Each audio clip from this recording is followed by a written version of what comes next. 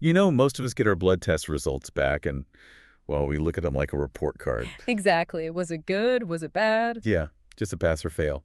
We glance at the numbers, maybe feel relieved, maybe a bit anxious. And then, honestly, Mm, we often just move on. we do. But the thing is, that whole approach, it can actually miss the real story your body's trying to tell you. So today, we're doing a deep dive into why looking at the trends in your blood work over time, that's your secret weapon for health.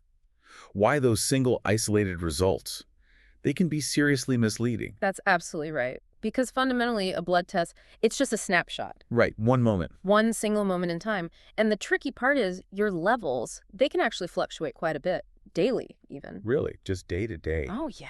Think about stress, how much sleep you got, maybe what you ate that morning, hydration, even a minor cold you didn't think much about. All these things can shift your numbers. Wow, okay. So if you rely on just that one result, you might get, false reassurance, thinking everything's fine when maybe there's a subtle shift happening. Or the opposite, right. Unnecessary panic. Exactly. False alarms, like, your blood sugar might look totally normal today. Great. But if you don't see the previous tests, you'd completely miss if it's actually been creeping up slowly over the last year or two. So that normal number isn't the whole picture. Not at all. Sometimes a normal result that's significantly different from your usual baseline can be the most important signal. Okay, so if single results are just these potentially misleading snapshots, how do we get that clearer picture? How do we really know what's going on? Well, that's where tracking the trends comes in. It's powerful. The power of trend tracking. So what kind of patterns are we really looking for here? This approach lets you catch things much, much earlier. Those slow building issues. Like what? Well, think about rising cholesterol, for instance, or maybe creeping inflammation. These things don't just pop up overnight. Right, they develop. They develop. And trend tracking helps you tell the difference between, say, just a temporary blip and a real meaningful shift. Okay, give me an example. Sure. Let's take CRP. It's a general marker for inflammation. If it spikes once right after you've had a nasty cold, probably not a big deal, likely harmless. Okay. But if you see that your CRP is consistently, maybe slightly elevated month after month, even if it's still technically in the quote-unquote normal range, that's a pretty clear signal. It points towards chronic underlying inflammation that really needs a closer look. That makes so much sense. It's about the pattern, not the single dot. Precisely. So thinking practically for our listeners, what specific numbers should they really be keeping an eye on? What should we track regularly? Okay, there are definitely some key markers worth monitoring. First, blood sugar. You want both fasting glucose and your A1C. They tell you a lot about your metabolic health, how your body handles sugar long term. Got it. Sugar. What else? Then lipids. That's your LDL, the bad cholesterol people talk about, HDL, the good kind, and triglycerides. Super important for heart health. Right, the cholesterol panel. Yep. And inflammatory markers like that CRP we just talked about.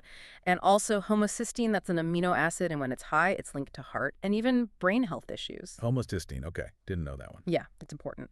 Then vitamin D is crucial for bones, immunity, TSH for your thyroid function. And liver enzymes like ALT and AST, they give you a window into your liver health. That's quite a list. How do people even manage tracking all that? Well, the good news is you don't need anything too fancy. You could use a simple spreadsheet, honestly. Or there are dedicated health apps now, even some services like BLDscan, that help you store results and, crucially, compare them over time, makes spotting those patterns much easier. Okay, so tools exist.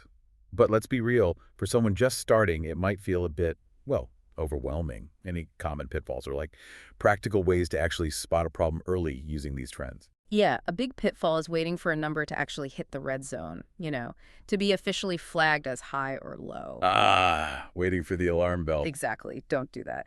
What's really key is watching for those slow, subtle drifts. Maybe a number is creeping upwards each year or slowly trending down, even if it's still normal. So even inside the normal range, the direction matters. Hugely. Let's say your fasting glucose was 85 last year, and this year it's 98. Both are technically normal, but that steady climb, that's your signal to investigate now before it tips into prediabetes. Proactive, not reactive. That's the goal. And also, pay attention to how groups of markers move together. How so? For example, if you notice your triglycerides are going up and your blood sugar is also trending up at the same time, that combination is a classic early warning sign for insulin resistance brewing. long before either number might hit a critical level on its own. So it's not just individual numbers, but how they relate. It's the whole story. It's about understanding your personal baseline and seeing deviations from that. Okay, so wrapping this up, what's the big takeaway here? It's about shifting your mindset. Right. The core message seems clear. Looking at your blood work smartly isn't about chasing single numbers anymore. It's not that pass-fail report card. No. It's about really observing the evolving story your blood is telling over time. Because those trends, they catch what the quick snapshots just can't. Precisely. Yeah. Which really leaves you, the listener, with a question to think about. Okay. If you started looking beyond the single snapshot, if you started tracking the trends, what insightful, proactive story might your own blood be telling you about your unique health journey right now?